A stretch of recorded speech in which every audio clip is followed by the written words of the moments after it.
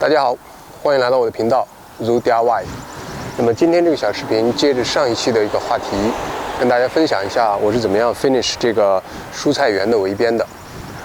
上一期呢主要是介绍了做这个木头的围边。在上一期的结尾呢，给大家讲呢，就是出现了一个问题，就是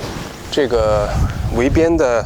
因为这个地势呢是倾斜的，所以到这儿呢，这个有一些土壤会露出来。那么后来呢，在我铺这一排小砖之前，我裁了8根2×4的木料，然后呢，把这边呢，把这个木料下面的土壤呢给它清理干净，然后把这个2×4的木料把它垫进去。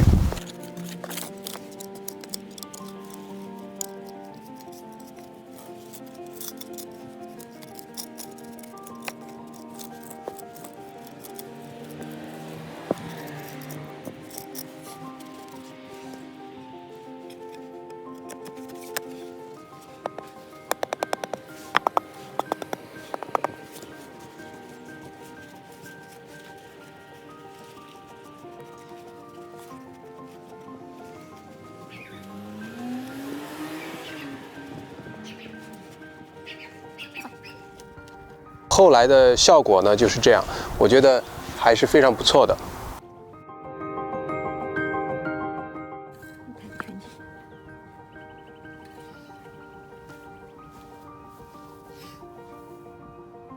好，这一期的主要内容呢是跟大家介绍一下我是怎么样铺这一排小砖的。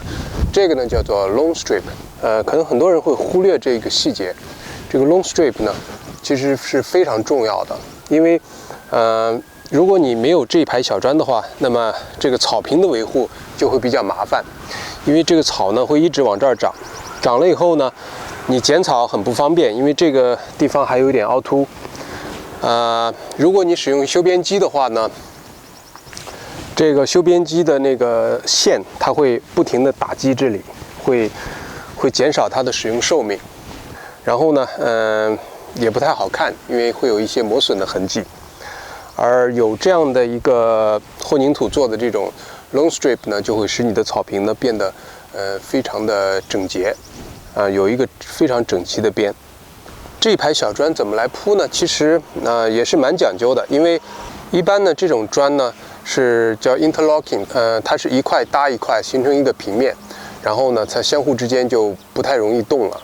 但是如果只铺一排的话呢，还是有点难度的，因为，第一呢，这种砖呢，它有可能会时间长它会下陷，另外呢，它呢也有可能会位移，因为像外面的这个草坪呢，就不一定能够 hold 得住它，然后呢就是容易长杂草，所以呢要做得好呢，也是挺不容易的。那么后来我在网上呢做了一些研究，今天我用的这个做法呢，就是这个研究的这个结果，这个 base 部分呢，我用的是潮的混凝土，这个为什么用潮的混凝土呢？因为铺设起来比较容易，因为如果是湿的混凝土的话，你的砖放上去它有重量的话呢，在它干之前它就会有一些下沉，而潮的混凝土一般不会。它hold的重量的能力呢，是比那个湿的混凝土要强很多的。这个潮的混凝土呢，它会慢慢的吸收这些水分，最后呢，它都会凝固的。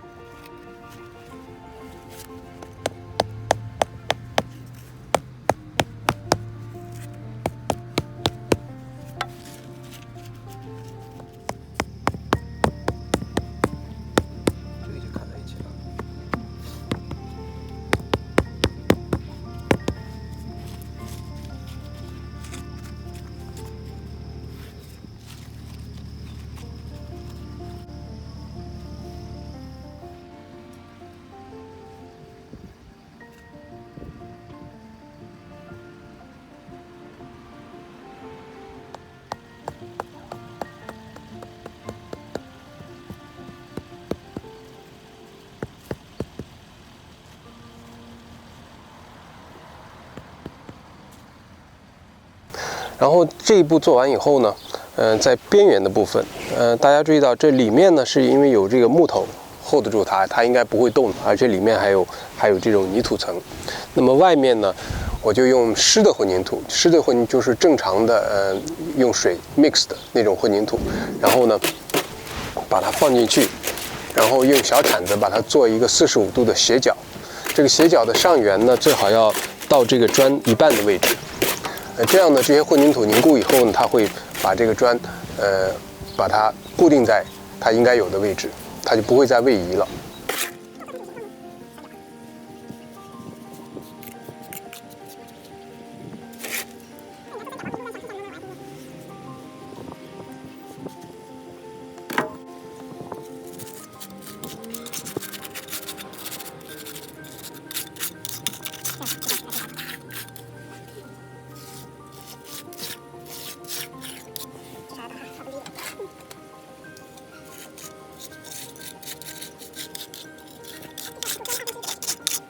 而且呢，这个有一层混凝土层呢，它这个杂草呢应该不会长出来。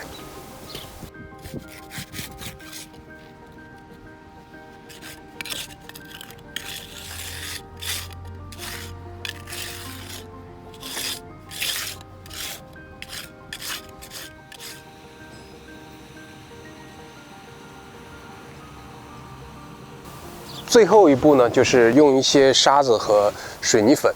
混合的一个干粉，然后呢，把它刷到这个缝隙里面去。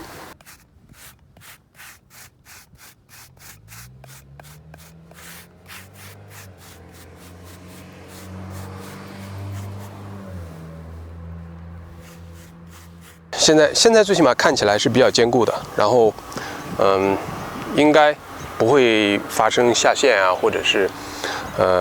长杂草的这种状况。这个呢我会继续观察，如果将来发现有什么问题，我会给大家进一步的做 update。好了，感谢您收看我这一期的小节目，希望对您有所帮助和启发。如果您还没有订阅，请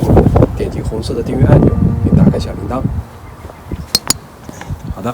谢谢您的收看，那我们下次再见。